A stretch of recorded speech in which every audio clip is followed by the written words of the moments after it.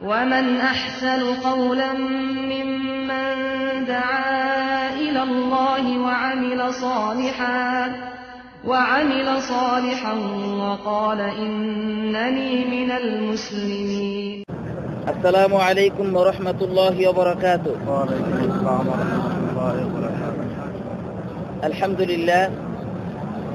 الحمد لله رب العالمين والعاقبة للمتقين وأشهد أن لا إله إلا الله وحده لا شريك له وأشهد أن محمدا عبده ورسوله أما بعد সমস্ত প্রশংসা একমাত্র সেই মহান আল্লাহ রাব্বুল আলামিনের জন্য, যে আল্লাহ রাব্বুল আলামিন তিনি আমাদেরকে আজকে এই মসজিদে নববীতে জুমার নামাজ নিরাপত্তার সহিত আদায় করার তৌফিক দিয়েছেন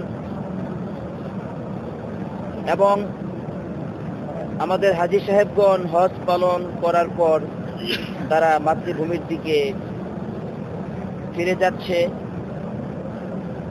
নিরাপত্তার সহিত। এই যে নিয়ামতগুলো আমরা তারই শুকর আদায় করছি, সকলেই বলছি আলহামদুলিল্লাহ। অতঃপর সালাত এবং সালাম পড়ছি আমাদের রাসূলের উপর, যিনি তার উম্মতকে সকল অবস্থাতেই কল্যাণের পথ প্রদর্শন করেছেন এবং সমস্ত অকল্যাণের পথ থেকে সতর্ক করেছেন। সেই রাসূলের উপর সকলেই পড়ি সাল্লাল্লাহু আলাইহি ওয়াসাল্লাম। আমার প্রাণপ্রিয় বাংলাদেশি বন্ধুগণ, আমরা এইমাত্র মসজিদে নববীর জুমার খুতবা শুনলাম আরবি ভাষায়। এখন আমরা বাংলা ভাষায় সেটার অনুবাদ শুনব। আল্লাহ রাব্বুল আলামিন যেন আমাদেরকে অনুবাদ করার এবং শোনার তৌফিক দান করেন, আমিন। আজকে যিনি খুতবা দিয়েছেন তিনি হচ্ছেন ফজিলাতুশ শেখ সালাহ বিন মুহাম্মদ আল বুদাইর। তিনি খুতবাটি দিয়েছেন, আর যে বিষয়ে তিনি খুতবা দিয়েছেন সেটা হচ্ছে বর্তমান পৃথিবীর মুসলমানদের অবস্থাকে সামনে রেখেই তিনি খুতবা দিয়েছেন। যে বিষয়ে তিনি আজকে খুতবা দিয়েছেন তা হচ্ছে বিশ্বব্যাপী ফিতনা, মুসলিম সমাজে এর ভয়াবহতা এবং এটা থেকে কিভাবে মুক্তি পাওয়া যায়, কোন পথ অবলম্বন করে আমরা এটা থেকে পরিত্রাণ পাবো, সেই দিক নির্দেশনা তিনি দিয়েছেন। আজকের তারিখ হচ্ছে 13ই মুহররম 1438 হিজরি। আমি এখন খুতবার অনুবাদ শুরু করছি। তবে আলহামদুলিল্লাহ আমরা আজকে অথবা কালকেই বাংলাতে আমরা অনুবাদটা পেয়ে যাব, হুবহু অনুবাদ ইনশাআল্লাহ। তবে এখন আজকে খুতবাটি অনেক লম্বা, আমি সংক্ষিপ্ত করার চেষ্টা করব ইনশাআল্লাহ। মূল যে দিকগুলো আছে সেগুলোকে আমি আপনাদের সামনে তুলে ধরব। আল্লাহ রাব্বুল আলামিন যেন আমাকে সেই তৌফিক দান করেন, আমিন। সম্মানিত মুসলিম বন্ধুগণ, ইমাম সাহেব সর্বপ্রথম বললেন যে আইয়ুহাল মুসলিমুন উশকুরুল্লাহ আলা নিআমি ওয়াল আতায়া ওয়াহমাদুহু আলা মা দাফা আনকুম মিনান নিকমি ওয়াল বালায়া। হে মুসলিম জাতি, তোমরা আল্লাহ রাব্বুল আলামিনের শুকর আদায় করো, যে নিয়ামত, অনুগ্রহ, দয়া, উপঢৌকন আল্লাহ তাআলা তোমাদেরকে দিয়েছেন, এবং আরো শুকর আদায় করো আল্লাহ রাব্বুল আলামিন যে তোমাদের থেকে কত বিপদ, মুসিবত, অশান্তি, অসংখ্য ফাসাদকে, আযাবকে তোমাদের থেকে আল্লাহ তাআলা দূর করে দিয়েছেন। এজন্য তোমরা সকলেই সেই মহান আল্লাহ রাব্বুল আলামিনের শুকর আদায় করো। আমরা বলি আলহামদুলিল্লাহ। ওয়াতাবিরু বিমান হাওলাকুম ফাকাম মিন ওয়াতানিন ইখতালাফাত ফীহিল কালিমা ওয়ানহাল্লা ফীহি আকদুল উলায়া ওয়া সাকাতাত মিনহু হাইবাতুল হুকমি ফালা ইমামা ওয়ালা জামাআ। তোমরা উপদেশ গ্রহণ করো, তোমাদের পার্শ্বে কতগুলো দেশ আছে সেগুলোর দিকে লক্ষ্য করে। কত রাষ্ট্র রয়েছে যারা ঐক্যমত পোষণ করতে পারে নাই তাওহীদের উপর, তাদের সেই ক্ষমতা সেটা চলে গেছে,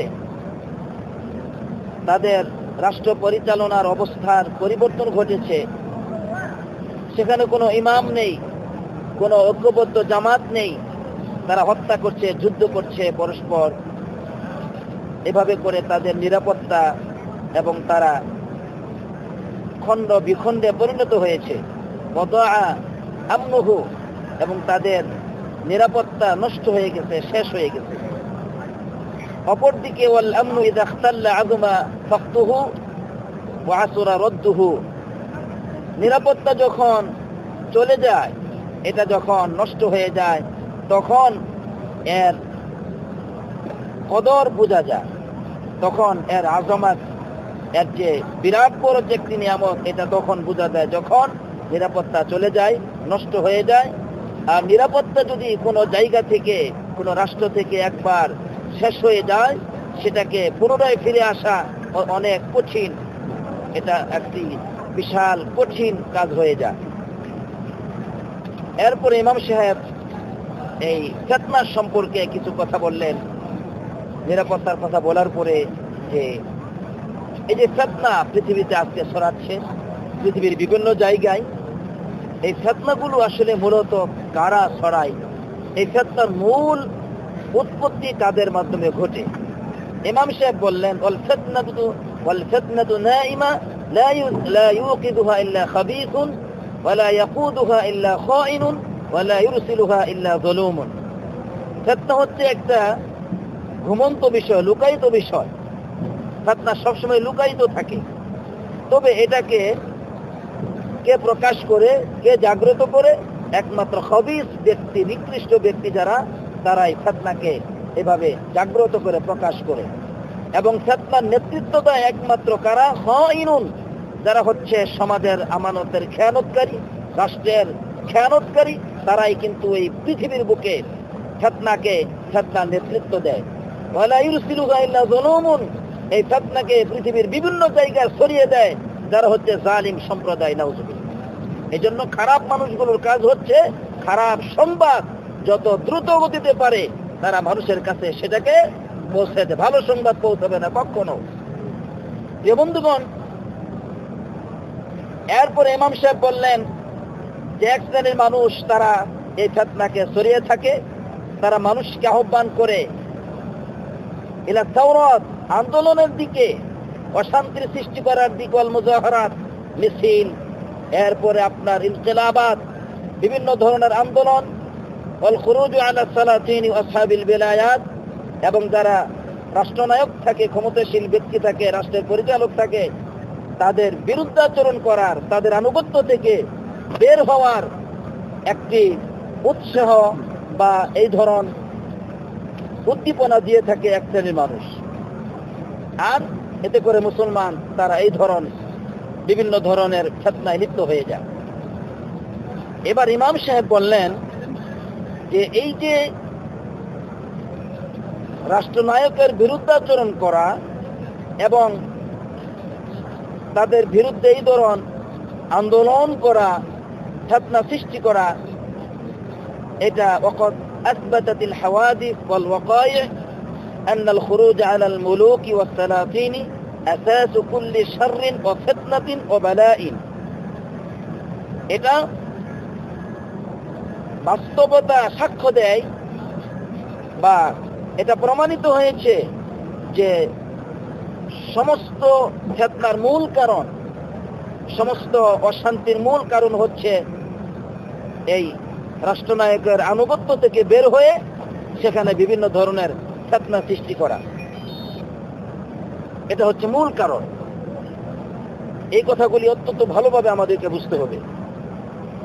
রাসূলুল্লাহ সাল্লাল্লাহু আলাইহি ওয়াসাল্লাম তিনি এই ব্যাপারে নীতিমালা দিলেন। তিনি বললেন, ইন্নাকুম সাতালকাউনা বা'দি আসারাতান ফাসবিরু হাত্তা তালকাউনি আলাল হাউদ। তোমরা আমার পরে দেখতে পাবে যে আসারাতান, এমন সব রাষ্ট্রনায়ক আসবে যারা তোমাদের অধিকার তোমাদেরকে দিবে না, তোমাদেরকে তোমাদের অধিকার থেকে বঞ্চিত করবে। তাহলে তোমাদের কাজটা কি? ফাসবিরু, তোমরা সবুর করো আমার সাথে সেই হাউজে, কিয়ামতের মাঠে হাউজে সাক্ষাৎ করা পর্যন্ত সবুর করতে বলছেন। এই হাদিসের ব্যাখ্যা ইমাম নববী রহমাতুল্লাহি আলাইহি তিনি বলছেন, এর অর্থ হচ্ছে যে দুনিয়াবি যে বিষয়গুলো তোমাদের অধিকার থেকে বঞ্চিত করে, যে অধিকারগুলো তাদের উপর দায়িত্ব তোমাদেরকে দেওয়া, কিন্তু আলাম ইউসিলুকুম হাক্কুকুম বিমা মিম্মা ইনদাহুম, তোমাদের যে হক অধিকার তাদের কাছে রয়েছে সেগুলো তারা দিচ্ছে না।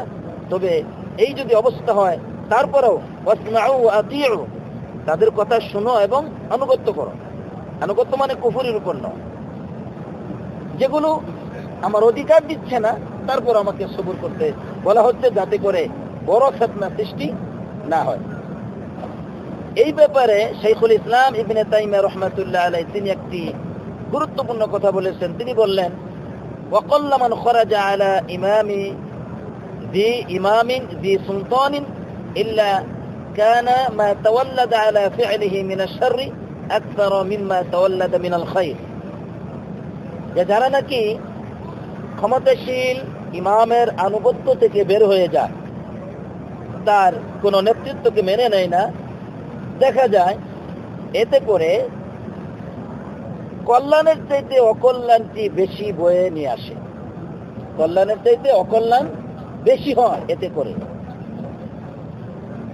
আমর ইবনুল আস রাদিয়াল্লাহু তাআলা আনহু তিনি তার সন্তানকে উপদেশ দিচ্ছেন, ইয়া বুনাই ইমামুন আদিলুন খায়রুন মিন মাতরিন গাবিলিন, একজন সৎ ইমাম, ন্যায়পরায়ণ ইমাম, এটা মুষলধারে বৃষ্টির চাইতেও বেশি কল্যাণকর। আলহামদুলিল্লাহ, বৃষ্টির ভিতরে কল্যাণ থাকে, তাই না?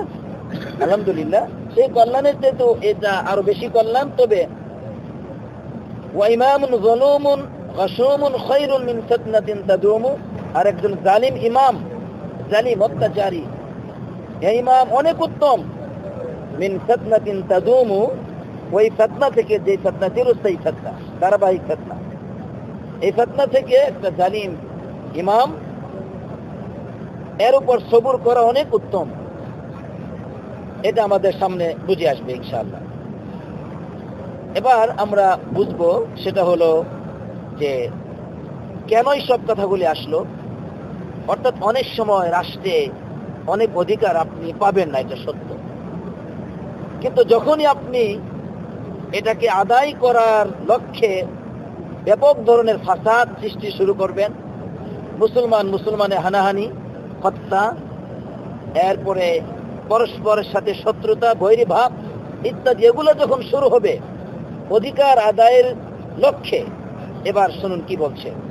আইয়ুহাল মুসলিমুন, হে মুসলিম সম্প্রদায়, যখন আওয়াজ বিভিন্ন ভাবে কণ্ঠ উচ্চারিত হবে, বিভিন্ন ধরনের কণ্ঠ, এবং ঝগড়া ফাসাদ এটা যখন ব্যাপক আকার ধারণ করবে, আর ওয়াকামাতিল মুযাহারাত ওয়া সাওরাত, আন্দোলন, এরপরে আপনার মিছিল, এই সব কিছু ব্যাপকভাবে প্রসার লাভ করবে একটি রাষ্ট্রে, মুসলিম রাষ্ট্রে। এগুলো যখন শুরু হবে, ইমাম সাহেব বললেন যে ঠিক সেই মুহূর্তে সর্বপ্রথম যারা এগিয়ে আসবে এর দ্বারা ফায়দা নিতে, তারা হচ্ছে আদাউল মুসলিমিন, মুসলিম শত্রুরা। তখন তারা এই ফিতনাকে কেন্দ্র করে তখন তারা এগিয়ে আসবে। বুঝে আসছে? যেখানে তাদের উদ্দেশ্য হাসিল হবে, তাদের উদ্দেশ্য হচ্ছে কি? মুসলমানদের হক থেকে মুসলমানদেরকে বঞ্চিত করা, তাদের রক্তকে হনন করা, অন্যায়ভাবে তাদের রাষ্ট্রকে দখল করা, এবং তাদের অর্থনৈতিক শক্তি, তাদের সব ধরনের শক্তিকে দুর্বল করে সেখানে প্রভাব বিস্তার করা। ইয়াত্তাখিযুনা তিলকাল আহদাথ ওসিলাতান লিতাহকিকি মাআরিবিহিমিল খাবিসা, ওই সমস্ত আহদাথগুলো, এই ঘটনাগুলো কি অবস্থাগুলোকে তখন তারা তাদের যে খারাপ উদ্দেশ্য, চরিতার্থকে, খারাপ উদ্দেশ্যকে হাসিল করার জন্য, বাস্তবায়ন করার জন্য তখন তারা এই অবস্থাকে গ্রহণ করে থাকে। বলুন নাউযুবিল্লাহ। বুঝে আসছে? আজকে যত ধরনের শত্রু, মুসলিম শত্রু রাষ্ট্রে প্রবেশ করেছে, তাই সব যখনই এই রাষ্ট্রের ভিতরে এইরকম কিছু দেখা গেছে, তখনই পাপীরা, যার হচ্ছে চিরন্তন শত্রু আল্লাহ রাসূলের কিতাবের, এই কিতাবের অনুসারী মুসলমানদের, তারা তখন সেই রাষ্ট্রে প্রবেশ করে। কেননা তখন নিরাপত্তা থাকে না।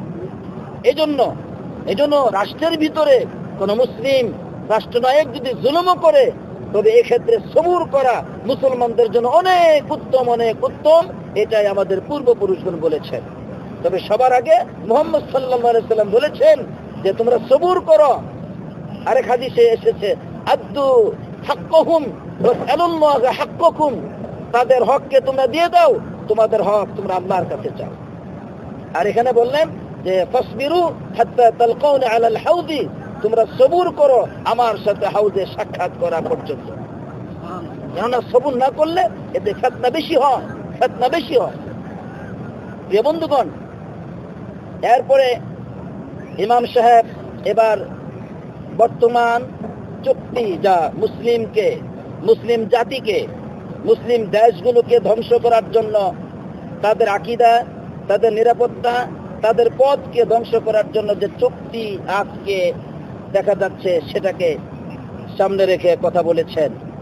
ইমাম সাহেব বললেন ওয়ালা তাস্তাবি হাকাইকুর রাহমা ওয়াল আদল ফি কুলুবির রুহামা, যারা সত্যিকার হৃদয়বান, যাদের ভিতরে রয়েছে সহানুভূতিশীলতা, সহমর্মতা, এদের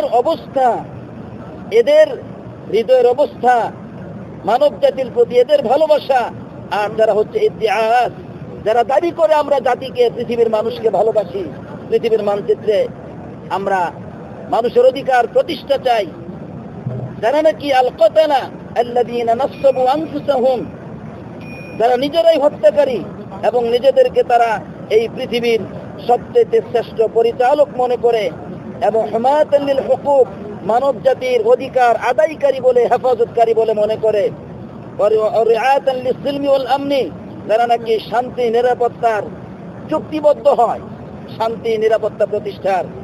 ইমাম সাহেব বললেন এই যে দাবি যারা করে, এদের দাবি আর সত্যিকার অর্থে যাদের অন্তরে মানবতার প্রতি, মানবতার মুক্তির প্রতি, মানুষের কল্যাণের প্রতি ভালোবাসা আছে, এরা কি সমান হতে পারে?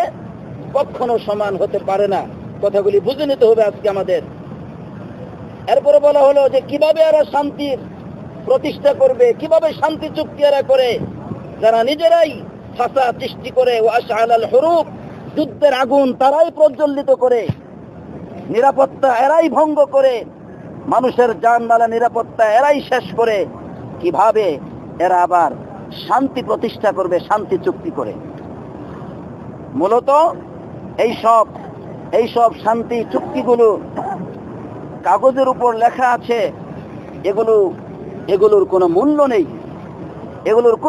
নেই, বরং ইতিপূর্বে কত এরকম কামলিস সালামি মুওয়াসিকান আবাসাত বিহা রিহুস সিয়াসাতি শিমালান ও জুনুবান, ইতিপূর্বে এরকম কত শান্তি চুক্তি এগুলো বাতাসের সাথে উড়ে গেছে।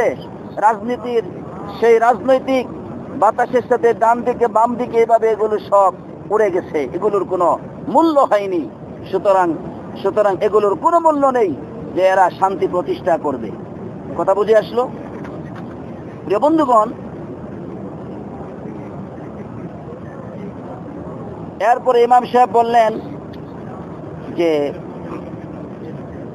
এই তো ফিতনার কথা এতক্ষণ পর্যন্ত বললেন, এবং মুসলিম সমাজে কিভাবে এর প্রভাব ঘটে আমরা এটা বুঝতে পারলাম যে মুসলিম সমাজে যখনই মুসলমান পরস্পর দ্বন্দ্বে লিপ্ত হবে, তখনই চলে আসবে তাদের শত্রু। আমরা মনে করি আমাদের কোনো শত্রু নেই, না, চিরন্তন শত্রু আল্লাহ যাদেরকে চিহ্নিত করেছেন। বুঝে আসছে কথাটি? তারা আছেই, কাফের মুশরিক, কোরআনের চিরন্তন শত্রু। এই পৃথিবীতে তারা কোনোদিন চায় না আল্লাহ রাব্বুল আলামিনের নাম উচ্চারিত হোক এই পৃথিবীতে, কাফের মুশরিকরা। এই জন্যই তো তারা কুফরি করে, আল্লাহকে অস্বীকার করে। প্রিয় ভাইরা আমার, এরপরে ইমাম সাহেব বললেন যে এই যে সুন্নি রাষ্ট্রগুলোর হুকুমতকে, তাদের রাষ্ট্রীয় পরিচালনাকে, তাদের উলামাদেরকে, তাদের শক্তিকে, তাদের অর্থনৈতিক শক্তি ইত্যাদি, অফরুদুল হাসার আলাল বুলদান সুন্নিয়া, এবং সুন্নি এই রাষ্ট্রগুলোর অবরোধ এবং তাদের মসজিদগুলিকে ধ্বংস করে দেওয়া, তাদের মাদ্রাসা, সুন্নি মাদ্রাসাগুলিকে ধ্বংসস্তূপে পরিণত করে দেওয়া, এই সব কাজগুলো মূলত ইউআদ্দু ইরহাবান মুনাজ্জিমান জিদ্দাল মুসলিমিনা কাফাতান। এটা শুধুমাত্র একটি রাষ্ট্রকে লক্ষ্য করে নয়, এটা গোটা পৃথিবীর সমস্ত মুসলিম রাষ্ট্রের বিরুদ্ধে এই সন্ত্রাসী কার্যক্রম চালানো হচ্ছে। আজকে কোন কোন দেশে ইসলামের দাবি দিয়ে সমস্ত সুন্নি মসজিদগুলোকে তারা ভেঙে দিয়েছে, সমস্ত সুন্নি মাদ্রাসাগুলোকে তারা বন্ধ করে দিয়েছে, অসংখ্য সুন্নি উলামায়ে কেরামদেরকে তারা হত্যা করেছে। আজকে তারা চুক্তিবদ্ধ হচ্ছে শান্তি প্রতিষ্ঠার জন্য, কাফের মুশরিকদের সাথে শান্তি প্রতিষ্ঠার জন্য তারা চুক্তিবদ্ধ হচ্ছে। নাউজুবিল্লাহ। প্রিয় বন্ধুগণ, এই যুদ্ধ হচ্ছে আকীদার যুদ্ধ। এই যুদ্ধ হচ্ছে গোটা পৃথিবীর সমস্ত মুসলমানদের সাথে যুদ্ধ, সমস্ত মুসলিম রাষ্ট্রের সাথে এই যুদ্ধ। এবার ইমাম সাহেব মুসলিম রাষ্ট্রের এই ফিতনার ভয়াবহতার আলোকপাতের পর তিনি এবার আমাদেরকে কিছু সৎ নসিহত করলেন যে কিভাবে আমরা মুক্তি পেতে পারি, কিভাবে আমরা ঐক্যবদ্ধ হতে পারি এই গোটা পৃথিবীর সমস্ত শত্রুদের বিরুদ্ধে, কিভাবে সেটা শুনুন। তিনি বললেন যে আজকে মুসলমানগণ ফিরকিন ওয়া আহজাবিন ওয়া জামাআতিন, বিভিন্ন দলে দলে আজকে বিভক্ত হয়েছে। মুসলমানগণ বিভিন্ন দলে দলে বিভক্ত হয়ে গেছে আজকে। তবে এই বিভক্তি থেকে ঐক্যতার দিকে কোন মূর্খ লোকের পক্ষে সম্ভব নয় ঐক্যতার দিকে আহ্বান করা। তার পক্ষে সম্ভব নয় যে ব্যক্তি নাকি তার অবস্থা হচ্ছে জাহেল, মূর্খ, এবং আশআলা নারুল খিলাফ, যে নিজেই নাকি বিভিন্ন রকম মতানৈক্যের আগুনকে প্রজ্বলিত করে, যে নিজেই মুসলিম সমাজে ফিতনা সৃষ্টি করে, তার পক্ষে সম্ভব নয়। এবং সম্ভব নয় ওই ব্যক্তির পক্ষে যে ব্যক্তির ভাষা হচ্ছে কর্কশ, মুতাফাহিশুন, যার ভাষা হচ্ছে খুব নোংরা, ইয়াতাআদ্দা আলাল ইনসান ওয়া ইয়াতাআম্মাদু সাবাবুহুম, যে সে মানুষের উপর জুলুম করে, তাদেরকে গালিগালাজ করে, এরকম ব্যক্তিদের পক্ষে সম্ভব নয় যে ঐক্যতার দিকে মুসলমানদেরকে আহ্বান করবে। ওই ব্যক্তির পক্ষেও সম্ভব নয় যে ব্যক্তির ফতোয়া দেয় এলেম ছাড়া, এলেম নেই, কোরআন এবং সুন্নাহর জ্ঞান নেই, সে ফতোয়া দিচ্ছে, এই ব্যক্তিও পারবে না মুসলমানদেরকে ঐক্যবদ্ধ করতে। এবং সেই ব্যক্তিও পারবে না যে ব্যক্তি নাকি পোশাক পরিধান করেছে বিল বিদআতি ওয়াল খুরাফা, বেদাত এবং অন্ধকারের পোশাক পরিধান করেছে, কোরআন এবং সুন্নাহর পোশাক নয়, এই ব্যক্তিও পারবে না। তবে কোন ব্যক্তি পারবে? যে ব্যক্তির ভিতরে এই ধরন সমস্যাগুলো নেই, যার হৃদয় হচ্ছে প্রশস্ত, যে মানুষকে গালিগালাজ করে না, যে মানুষের উপর জুলুম করে না, যার ভিতরে কোরআন এবং সুন্নাহর জ্ঞান আছে, এমন ব্যক্তি পারবে। এইগুলো একটি পয়েন্ট। এরপরে তিনি বললেন যে এটা কিন্তু গুরুত্বপূর্ণ কথা, আমাদের আলেম সমাজের এটা বেশি প্রয়োজন, যে الاختلاف في الفروع والمسائل الفقهية لا يجب معادة ولا افتراقا في الكلمة। এই ফিকহি মাসালাগুলিতে যে মতানৈক্য দেখা যায়, বিভিন্ন ফিকহি মাসালাগুলিকে কেন্দ্র করে যে মতানৈক্য দেখা যায়, আসলেই এই ইখতিলাফের জন্য এটা ওয়াজিব করে না যে আমরা একজনের সাথে আরেকজন শত্রু হয়ে যাব, আমরা একজনের সাথে আরেকজনের বিরাট দ্বন্দ্ব হয়ে যাবে, আমরা দূরে সরে যাব, এটা জরুরি নয়। ফিকহি মাসালা সাধারণ যে ফুরআত মাসালাগুলি নিয়ে ইখতিলাফ হতে পারে, কিন্তু ইখতিলাফ আমাদেরকে যে শত্রুতে পরিণত করবে এটা কিন্তু ওয়াজিব করে না। এরপরে ইমাম সাহেব বললেন যে ওয়ালা তাফসীকান ওয়ালা তাকসীরান লিল মুখালিফ, ফিকহি মাসালার ক্ষেত্রে একজনে বিপরীত পথ বুঝেছে, কিন্তু এজন্য তাকে ফাসিক বলা যাবে না, তাকে কাফের বলা যাবে না। কিন্তু আজকে আমরা বলছি কি ঠিক না ঠিক? সাধারণ মাসআলা যে আমিন বলা যাবে কিনা, আমিন যারা জোরে বলে খালাস, এরা তো মুসলমানই না, অথবা আমিন যারা আসতে বলে তারাও মুসলমান না। এই হচ্ছে আমাদের চরিত্র, নাউজুবিল্লাহ। এটি হচ্ছে ফিকহি মাসআলা, এটি হচ্ছে ফিকহি মাসআলা, এটা মূল আকীদার কোনো মাসআলা নয়। এজন্য এটার দ্বারা আমাদেরকে বিরাট শত্রুতে পরিণত হবে, এটা কিন্তু জরুরি বিষয় নয়, এটা উদ্বুদ্ধ করে না। এটা হলো একটা মূল কারণ ফিতনার, এবং পক্ষতা হতে পারে যদি আমরা এই বিষয়গুলোকে মেনে নিই। এরপরে বললেন যে অবশ্যই ওয়াজিব ফি হাক্কিল মুসলিম আন ইয়াতাহাররাল হক ওয়া ইয়াখুযু মা দাল্লা দালিলু মিনাল কুরআনি ওয়াস সুন্নাহ। অবশ্যই একজন মুসলিম সে লক্ষ্য রাখবে সত্যের ক্ষেত্রে, সত্য গ্রহণের ক্ষেত্রে যে কোরআন এবং সুন্নাহ কি বলছে, যদিও ওয়ালাউ খালাফা মাযহাবাহু ওয়া শাইখু, যদিও তার শায়েখ তার মাযহাব এতে যদি তার শায়েখ এবং তার মাযহাবের বিপরীত হয়ে যায় অসুবিধা নেই। একজন মুসলিমের উপর ওয়াজিব হচ্ছে কোরআন এবং সুন্নাহ কি বলছে, এটা হচ্ছে তার কাজ। তবে কিন্তু সাধারণ একটি ফিকহি মাসআলাকে কেন্দ্র করে শত্রু হওয়া যাবে না, একজন আরেকজনের বিরুদ্ধে কাফের ফতোয়া দেওয়া যাবে না। প্রিয় বন্ধুগণ, এরপর বললেন যে কোন অবস্থাতে জায়েজ নেই এই সমস্ত ফিকহি মাসআলাকে কেন্দ্র করে অনৈক্যতা সৃষ্টি করা। তবে واختلف السلف الصالح رضي الله عنهم في مسائل كثيرة جدا, আমাদের পূর্বপুরুষগণ অসংখ্য মাসআলার ক্ষেত্রে তারা বিপরীত মত পোষণ করেছেন। তবে তারা কিন্তু ঐক্য ছিলেন। তারা কি ছিলেন? ঐক্য ছিলেন। আর ইজতিহাদি মাসআলার ক্ষেত্রে, যে মাসআলাটি ইজতিহাদি, এটা উলামায়ে কেরামগণ বুঝবে, এটার ক্ষেত্রে একজন আরেকজনকে বড় ধরনের ইনকার করবে না, যে তুমি মহাভুলের ভিতরে আসো, ওই রকম ইনকার নয়। দলিল পেশ করতে পারেন, কিন্তু একজন আরেকজনকে ইনকার, একদম ধিক্কার দিতে হবে, বড় ধরনের আপনার এটা একটা পাপের কাজ, সেই হিসেবে আপনাকে এটা প্রতিহত করতে হবে, ব্যাপারটি তা নয়। সুবহানাল্লাহ। ইমাম শাফি রহমাতুল্লাহ আলাইহি কত সুন্দর কথা বলেছেন যে আলা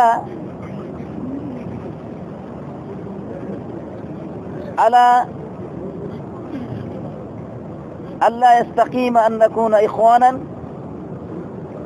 ওয়া ইন লাম নাত্তাফিক ফি মাসআলাতিন, যে আমরা কি পরস্পর ভাই হতে পারি না? যদিও আমরা কোনো মাসআলার ক্ষেত্রে ঐকমত নই, কিন্তু তারপরে কি আমরা ভাই ভাই হতে পারি না? কি বলেন? আমরা কি ভাই ভাই হতে পারি না? যদিও কোনো ফিকহি মাসআলার ক্ষেত্রে আমরা ঐক্য নই। আপনি বলছেন নামাজের মধ্যে সূরা ফাতিহা পড়তে হবে, আমি বলছি সূরা ফাতিহা পড়া লাগবে না, কথার কথা। এটি মাসআলার ক্ষেত্রে আমাদের দ্বন্দ্ব হতে পারে, কিন্তু আমরা কি ভাই ভাই হতে পারি না? একই কাতারে সারিবদ্ধ হতে পারি না? আমরা কাফেরদের বিরুদ্ধে আমরা সারিবদ্ধভাবে আমরা কি রুখে দাঁড়াতে পারি না? আমরা একে অপরের সাথে হাতে হাত মিলে, কাঁধে কাঁধ মিলিয়ে শত্রুদের আক্রমণ থেকে মাজলুম জনতা মুসলমানদেরকে আমরা কি রক্ষা করতে পারি না? অবশ্যই পারি। বন্ধুগণ, এরপর ইমাম সাহেব বললেন যে যদি এমন হয় যে কোরআন এবং সুন্নাহর বিপরীত কোনো ফতোয়া, এটা অবশ্যই দেওয়া জায়েজ নেই। কোরআন এবং সুন্নাহ যখন স্পষ্ট হয়ে যাবে, তখন কোনো ব্যক্তির তাকলিদ করা, ইজতিহাদ করা, এগুলো সব বাতিল হয়ে যায়। যদি কোরআন এবং সুন্নাহয় কোনো প্রমাণ চলে আসে, তখন আপনি কারো তাকলিদ করেন, কারো কথা মানেন, কোনো উস্তাদের কথা, কোনো মাযহাবের কথা, অথবা আপনি কোনো মাযহাবের ইমামের কথা মানেন, কিন্তু যখন দলিল চলে আসবে কোরআন এবং সুন্নাহ থেকে স্পষ্টভাবে, তখন কিন্তু সেটা ইয়াসকুত, রহিত হয়ে যায়, সেটা আর গ্রহণ করা যাবে না। বন্ধুগণ, এবার ইমাম সাহেব বললেন যে এটা ওয়ালাইসা মিনাল আকলি ওয়াল হিকমাতি, এটা জ্ঞানের কাজ নয়, এটা প্রজ্ঞার কাজ নয় যে আমরা এই বিভিন্ন সুন্নি মাযহাব এগুলোকে নিজেদের শত্রু মনে করব। কি মনে করব? নিজেদের শত্রু মনে করব, এবং আমাদের মাঝে সিরাত সৃষ্টি হবে, অনৈক্যতা আমাদের ভিতরে, হানাহানি এগুলা সৃষ্টি হবে। এগুলি কখনো কোনো জ্ঞানীর কাজ নয়। ওয়াদুহা ইয়ানদাহিশু ফি জাসাদিল উম্মাহ বিদা'মি মুবাশিরাতিন গায়রি মুবাশির, অপরদিকে যখন আমরা অনৈক্য হয়ে যাই, তখন এই উম্মতের এই যে শত্রু যারা আছে, এরা কিন্তু তখন আমাদের উপর আক্রমণ করে থাকে।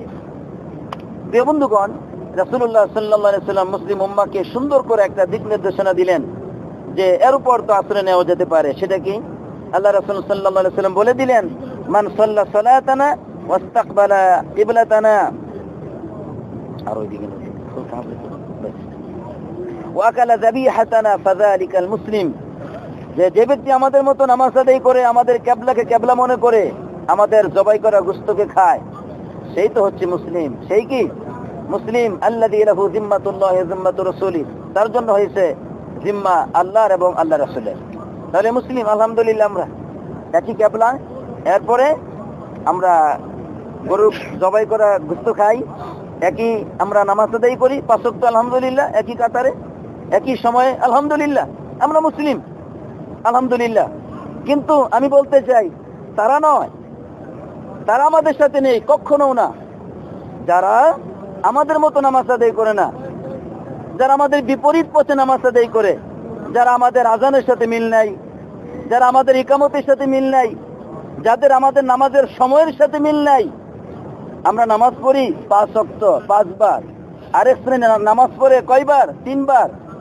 জোহর আসর একসাথে সারা জীবন পড়ে, মাগরিব এশা একসাথে সারা জীবন পড়ে।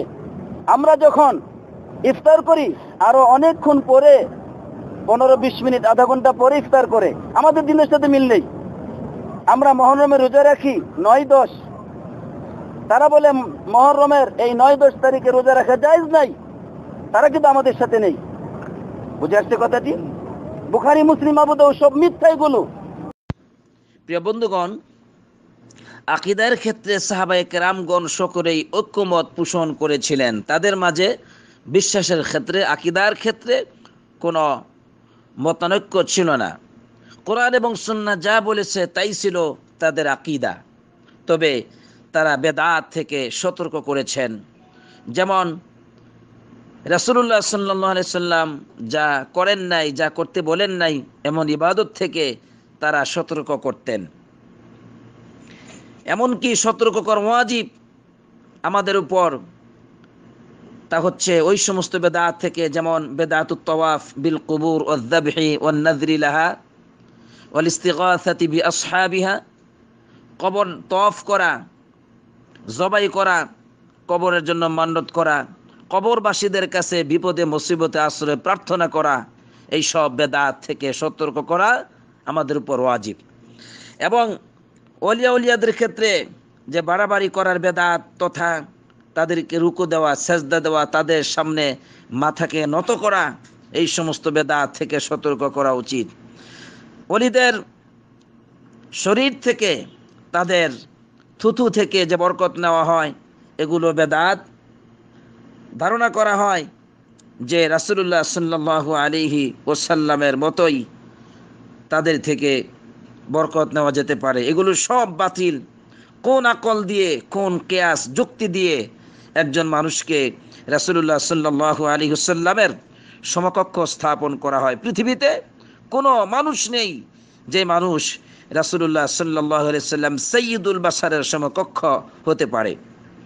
এবং বেদাত থেকে সতর্ক করতে হবে ওই সমস্ত বেদাত, যেমন জিকিরের সময় মসজিদে নাচানাচি করা, হেলে দুলে জিকির করা, এরপরে এই যে দৃশ্যগুলো, এগুলো সব বেদাত, এগুলো থেকেও সতর্ক করা উচিত।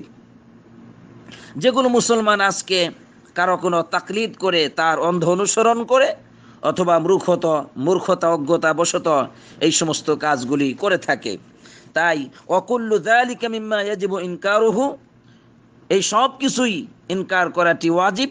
তবে কিভাবে ইনকার করব, কিভাবে আমরা সেগুলোকে প্রতিবাদ জানাবো? ওয়ালাকিন বিল হিকমাতি ওয়াল মাউইদাতিল হাসানাতি ওয়াল খিতাব, হিকমত দ্বারা এবং উন্নত আদর্শ দ্বারা, অত্যন্ত মূল্যবান কথা দ্বারা, এবং যেই ভাষার ভিতরে সৌন্দর্য রয়েছে, এইভাবে যেই ভাষা মানুষের কল্যাণ বয়ে নিয়ে আসে, এই ভাষা দিয়ে মানুষকে সতর্ক করতে হবে এই সমস্ত কাজ থেকে। সুতরাং যে ব্যক্তি বেদাতে লিপ্ত হয়ে গেছে, কোনো বাতিল তার উপর চেপে বসেছে, তার উচিত সত্যের দিকে, কল্যাণের দিকে ফিরে আসা। এরপরে পরিশেষে বললেন, ওয়ালা জামিআ ইল্লা আল কিতাব ওয়াস সুন্নাহ বিফাহমি সালাফিস উম্মাহ।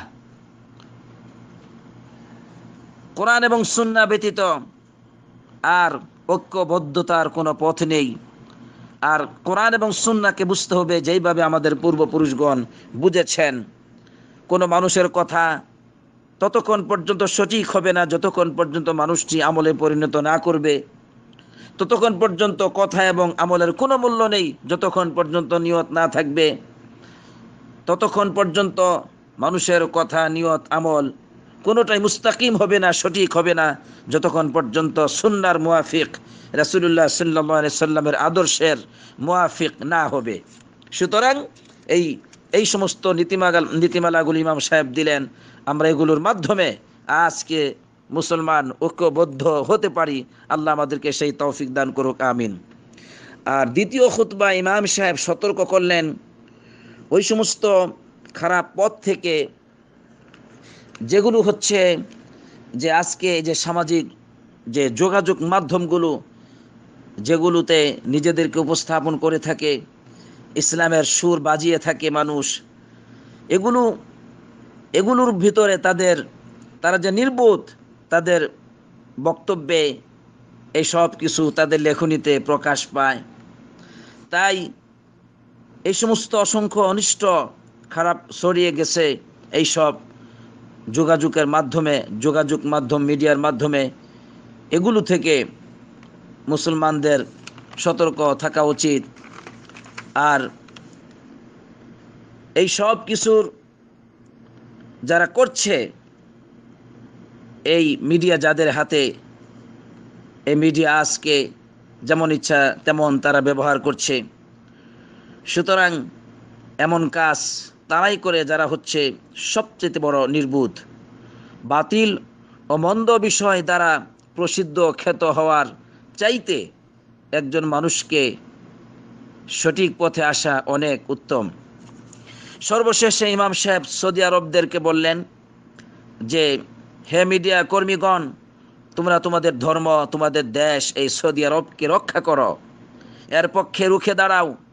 তোমরা এমন সব বিষয়ে কলম ধরো যা তোমাদের নিরাপত্তা, স্থিতিশীলতা, ঐক্যতা ও বন্ধনকে সুদৃঢ় করবে। এমন ফিতনার বীজ, ফাসাদের বীজ বপন করে এবং কোন অবস্থাতেই নির্ভুল লোকদের পথকে গ্রহণ করো না। এমন কিছু লেখো না যা দ্বারা ফাসাদ সৃষ্টি হয়। যা কিছু লেখো তা কিছু জেনে বুঝে লেখো, যা কিছু বলো তা যেন সুনিশ্চিত হয়েই বলো। এই সব নসিহতগুলো করেছেন। সুতরাং আজকে আমরা যে খুতবাটি শুনলাম যে বিশ্বব্যাপী আজকে ফাসাদ, বিভিন্ন রকম ফিতনায় নিমজ্জিত, আর এই সব ফিতনাগুলোর করাল গ্রাসে মুসলিম সম্প্রদায়, মুসলিম দেশগুলো আজকে আবদ্ধ হচ্ছে। সুতরাং মুসলমানদেরকে এই বিপদ থেকে, অমুসলমানদের এই প্রভাব থেকে মুক্তির যে পথ, সেটা হচ্ছে ঐক্যবদ্ধতা এবং কোরআন এবং সুন্নাহর সঠিক অনুসরণ করা। যে ইমাম সাহেব যে নসিহতগুলো করেছেন, আল্লাহ তাআলা আমাদের সকলকে এর উপর আমল করার তৌফিক দান করুক, আমিন। আসসালাতু ওয়াসসালামু আলা নবিয়িনা মুহাম্মদ ওয়া আলা আলিহি ওয়া সাহবিহি আজমাইন।